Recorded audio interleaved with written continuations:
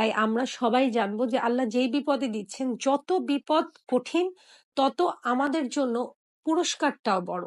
তাই আমরা সেটার জন্য ওয়েট করব এবং আল্লাহ সুবহানাহু তাআলার উপর বিশ্বাস রাখবো এবং সবসময় বলতে থাকবো হাসবুনাল্লাহু ওয়া নিমাল ওয়াকিল, নিমাল মাওলা ওয়া নিমান নাসির। অর্থাৎ আল্লাহই আমার জন্য যথেষ্ট, আল্লাহ ছাড়া কাউকেই আমার প্রয়োজন নেই এবং he is the best disposer of our affairs. উনি যেভাবে করে আমাদের কাজকে পরিকল্পনা করে পরিচালনা করেন, এত সুন্দর করে অন্য কারোরই ক্ষমতা ছিল না আমাদের কাজকে ভালোভাবে এক্সিকিউট করার, ভালোভাবে সমাপ্তি দেওয়ার। তাই আমরা সবাই আল্লাহ সুবহানাহু তাআলার উপর বিশ্বাস রাখবো।